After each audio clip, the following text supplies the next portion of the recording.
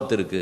அதனால தள்ளி வைக்காதீங்க. நான் உங்களுக்குள்ள ஒருத்தன்னு சொல்ல அனைத்து பிள்ளைகளும் ஆனந்தமாக சேர்ந்தனர். கோவர்தன கிரிதாரியாக கண்ணன் இருந்தான். அரிஷ்டாசுரனை அழித்தார், பகாசுரனை முடித்தார், பிரலம்பாசுரன் அழிந்தே போனான். எல்லா பெண்களோடும் அங்கனாம் அங்கனாம் அந்தரே மாதவா மாதவம் மாதவஞ்ச அந்தரேன் அங்கனா. சரத்காலம் வந்தது. பௌர்ணமி திதி அன்னைக்கு ராசமண்டலத்திலே ராசக்கிரீடை செய்தார்.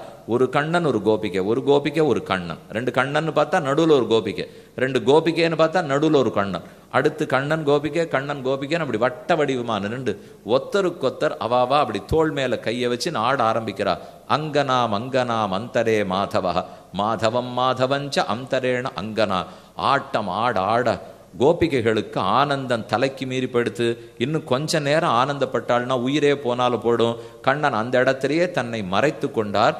கண்ணன் மறைஞ்சு போயிட்டாரேங்கிறதுக்காக கோபிகள்லாம் தேட ஆரம்பிக்கிறார். அழகான ஸ்லோகம் கோபி கீதமாய். ஜயதி தேதிகம் ஜன்மனாவிரஜ ஸ்ரயத இந்திரா சஸ்வதத்ரகி தைத திருஷ்யதாம் திக்ஷு தாவகாஸ்தை திருதாஸ்தவாம் விசின்வதே சரதுதாசயே சாதுஜாத சத் சரசிஜோதத ஸ்ரீமுஷாதிருஷா சுரதநாதத்தே சுல்கதாசிகா வரத நிக்னதோ நேஹ கிம் வதா. கண்ணனே உன்னை காணோங்கிறதுனால உயிர் பிரிஞ்சிரும் போல் இருக்கு. உன்னுடைய அழகான முகத்தையும் சுருண்டிருக்கிற திருக்குடலையும் தரிசிக்காமல் ஒரு நிமிட நேரம் பிரிவது ஒரு ஊழிக்காலம் 1000 ஆண்டு பிரிவது போல இருக்கிறது. எப்போது திரும்ப வருவாய்? கரசரோருகம் காந்த காமதம் சிரசிதேகின ஸ்ரீகரகிரகம். உன்னுடைய அழகான தாமரை கைகளை எப்போது தலையில வைப்பாய்? நாங்கள் உங்கள் திருவடிகளுக்கு குங்குமப்பூ சமர்ப்பித்து எப்போது அர்ச்சனை செய்வோம்? பிரணததேகினாம் பாபகரிசனம் திருணச்சரானுகம் ஸ்ரீநிகேதனம் பணிபணார்த்திதம் தேபதாம்புஜம் கிருணுகுச்சேஷ நக்ருந்தியச்சயம். உன் திருவடி எங்கள் மார்பாலே தாங்குவோமா?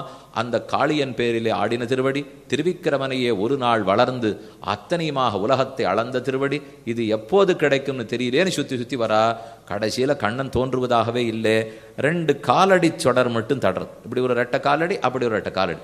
யாரோ ஒரு பெண்ணை மட்டும் அடைச்சின்னு போயிருக்கான் போல் இருக்கு கண்ணன். இவ கண்டுபிடிச்சிட்டா. அந்த சுவடோட போனா கண்டுபிடிச்சுடலாம் அப்படின்னு காலேஜ் சுவட துவர்ந்து போயின்னு இருக்கா. கொஞ்சம் தூரம் கழிச்சு 2 காலடியை காணோம். ஒரே ஒரு ரெட்டை மட்டும்தான் தெரியுது. ஆனா அது அழுந்த பதிஞ்சிருந்தது. கண்டுபிடிச்சிட்டா ஒத்தி. இவ்வளவு நேரம் பக்கத்துல வந்திருக்கா அந்த பொண்ணு. கண்ணன் தான் தன்னை தூக்கின்னு வந்திருக்காருங்கிற ஆணவத்திலே கண்ணனோட வந்திருக்காவோ. தன்னைத்தானே கொண்டு வந்திருக்காரு, மற்ற எல்லாரையும் விட்டுட்டான்னுட்டு தோள் மேல தூக்கிட்டு போனுட்டாவோ. என்னால நடக்க முடியல, கால் தள்ளாடுறது. கண்ணா நீ என்ன தோல்ல தூக்கிக்கோன்னா அவர் ஒன்றும் கண்டுகொள்ளாமல் தோளில் தூக்கின்றார். இன்னும் அடக்கவே ஒருத்தர் மேலே ஒருத்தர் உட்காண்டிருந்தா கால் அழுந்தமா பதியுமோ இல்லையோ. அதனால பதிஞ்சு போயிருந்தது. இன்னும் கொஞ்சம் தூரம் போனால் பெண்ணு மட்டும் உட்காண்டிருக்கா, கண்ணனை காணும். அவ ஹோன்னு அழுதுன்னு இருக்கா. இவ எல்லாரும் கண்ணனை காணமேன்னு அழுதுன்னு வரா, அவரும் காணமேன்னு அழுதுன்னு இருக்கா. ஏன் பெண்ணே தனிமேல அழுதுன்னு இருக்கேன்னு கேட்டா. நான் தான் என்னை மட்டும் கண்ணன் அழைச்சின்னு வந்தார், விளையாடுறாருன்னு தெரியாமல் ஆணவத்தோட என்னை தூக்கிடுவான்னு சொன்னேன். தூக்கிண்டு வந்தார். வந்த உடனே இங்கே என்னால் நடக்கக்கூட முடியல, உன் தோல்லையும் உட்கார முடியல, இறக்கி விட்டுடுன்னு இறக்கி விட்டார். அதுவும் அந்த மரக்கலையில் இருக்கிற புஷ்பத்தை எடுத்து கொடு எனக்கு வேணும்னு பறித்து கொண்டு கொடுத்தார். என்னால் வச்சுக்க கூட முடியல, நீயே வச்சு கொடுன்னு. சரி பண்ணே, தலையை குனி நான் வச்சு விடுறேன்னார். தலையை குனிஞ்சேன், நிமிந்து பார்த்தேன், அவரை காணவே காணும். நீங்கள்லாம் தேவையில்லை, ஒருத்தரோட ஒருத்தர் கையை கட்டின்னு அழவான முடிஞ்சது. நான் தனியில் உட்காந்து அழுதுன்னு இருக்கேன் பாருங்க. உங்களுக்கான கூட சேர்ந்து அழறதுக்கு ஆள் இருந்தது, என்னை தனிமேலே விட்டுட்டு போயிட்டார்னா. கடைசியில் ஆனந்தம் குறைந்து கண்ணனை தேடி பிடிக்க கண்ணன் நடுவே தோன்றினார். ஆச்சரியமான ராசக்கிரீட நடந்ததுன்னு சரித்திரம். அத்தோடே கடைசியா கேசிங்கிற அசுரன் வந்தான். குதிர வடிவத்தோடே வந்தான். துரங்கம் வாய் பிளந்து உகந்தானது தொன்மையூர் பேரும் அரங்கமேன்னு பாசுரம். அவன் வந்த வேகத்துக்கு பார்த்துட்டு நாரதர் பயந்து போய் அநேகமா இவன் கண்ணனை அழிச்சுடுவனோன்னார். அவர் பேசி முடிக்கிறதுக்குள்ள கண்ணனே முடிந்து கண்ணன் அந்த கேசி அழித்து விட்டான். இனிமே கம்சனிடத்திலேருந்து இந்த பக்கம் வர்றதுக்கு ஆள் கிடையாது. ஒவ்வொருத்தனா பூத்தனை முதல், கேசி கடைசி, இனிமே அனுப்புறதுக்கு ஆள் இல்லை. கம்சன் யோசித்தான், அவரை இங்கே கூட்டின்னு வந்தா தான் உண்டு. 10 வருஷம் அடுத்து முதல் 5 வருஷங்கள் கோகுலத்தில் இருந்தார். அடுத்த 5 ஆண்டுகள் நந்த கிராமத்தில் வாழ்ந்தார். எல்லாம் முடிந்தது. அக்ரூரர்னு ஒரு உறவுக்காரர் அவரை கூப்பிட்டு, நீர் போய் நான் ஒரு பெரிய யாகம் ஏற்படுத்தியிருக்கேன்னு சொல்லி நம்ம மருமகனை அழைச்சின்னு வார். நமக்கு இவர் தானே மருமகன், கூடன் பிறந்தாளுடைய பிள்ளையோ இல்லையோ. அதனால நான் ஒரு பெரிய வில்யாகம் ஏற்படுத்தியிருக்கேன், அதுக்கு குழந்தைய கூட்டின்னு வா. எதுக்கு கூட்டின்னு வரணும்னு சொல்றேன்னார். எல்லாம் தெரியும், அவருக்கும் தெரியும் அவன் கொல்ல போறான்னுட்டு. ஆனால் ஒன்று இவனால் அசைக்க முடியாதுன்னு தெரிஞ்சுட்டு அக்ரூரர் புறப்படுறார். தன்னுடைய அழகான தேரில் ஏறி அமர்ந்தார். குதிரைகளை தட்டி விட்டார். வாயுவேக மனோவேகமாக ஓடுறது. இன்னைக்கு நீங்கள் அங்கே போனீங்கன்னா, இங்கேயே அங்கே போனால் முதல்ல கோகுலம் வரும். நயா கோகுல் புராணா கோகுல்னு சொல்லுவா. அதுக்கப்புறம் நந்த கிராமம் வரும். அந்த கோகுலத்தில் ரமணரேட்டிங்கிற இடம் இருக்குது. ஏற்கனவே நந்த கிராமம் சொன்னேன், கலகலகலான்னு சிரிச்சுட்டே போனோம். அங்கே தொட்டில் வச்சிருக்கா, நம்மளே இழுக்க விடுவா, நம்மளே கண்ணனுக்கு தொட்டில் ஆடலாம். அதே போல் ரமன் ரேட்டி கீழெல்லாம் ஒரே மணலாக இருக்கும். அந்த இடத்துல தான் கண்ணன் புரண்டு விளையாடு வரோம். நம்மளையும் கீழே கீழே புரள சொல்லுவா. இங்கெங்கே புரண்டு ஊரில் இருக்கிற மண்ணெல்லாம் ஒட்டின்னு நம்ம ஊருக்கு எடுத்துன்னு வந்துடணும். அங்கே இருக்கிற மண்ணை விட்டுட்டு வரணுமோ இல்லையோ. கோகுலத்து மண்ணு சும்மாவா, அது எல்லாத்தையும் நம்ம உருண்டு புரண்டோம்னா ஒட்டின்னு வரலாம். ஆனால் நமக்கு இருக்கிற வெட்கம் உட்காந்து வேடிக்கை பார்த்துட்டு வந்துடுவோம். உருளவும் மாட்டோம், புரளவும் மாட்டோம்.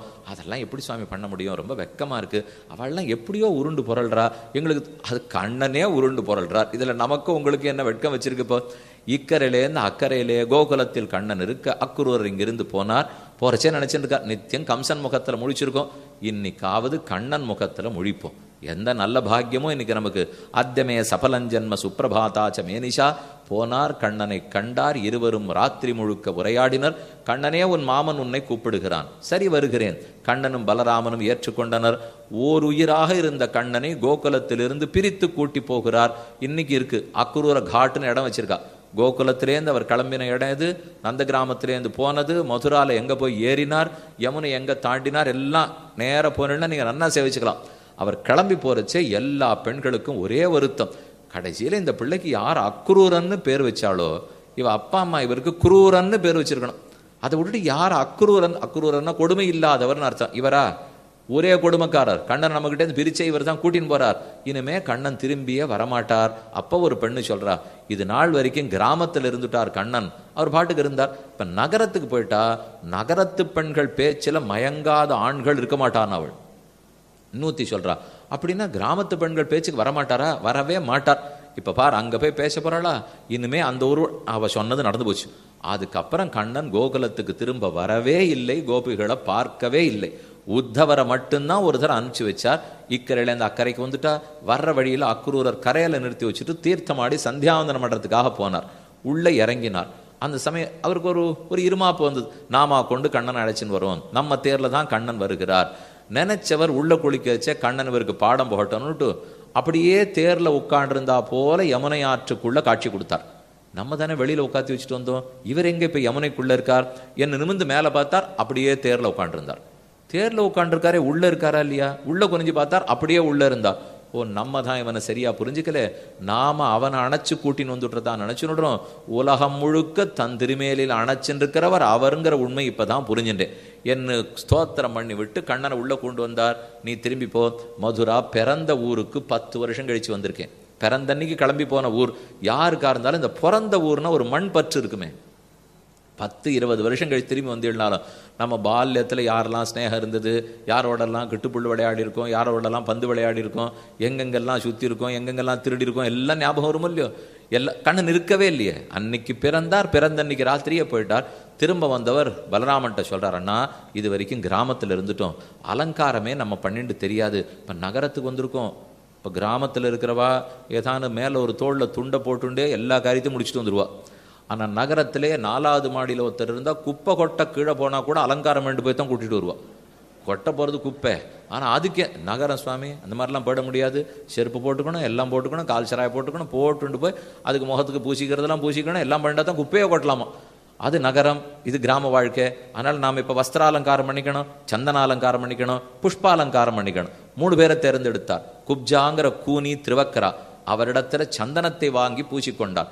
அவ சொன்னா, உங்ககிட்ட சந்தனமா கொடுக்க என்னையே சமர்ப்பிக்கிறேன், பூஜ்யம் சாந்தி என் நெஞ்சமே, உன் திருமேனிக்கு தகுந்த சந்தனம் எங்கிட்ட இல்லை, நம்மையே சமர்ப்பிப்போம்னு கொடுத்தாள். அடுத்து ஒரு ரஜகன் வண்ணான் போயிட்டு இருந்தான். வண்ணான்ட்ட துணி கேட்டால் அவன் தரமாட்டேன்னா தன் கையால் ஒரு தட்டு தட்டினார், பிராணனை படுத்தவன்.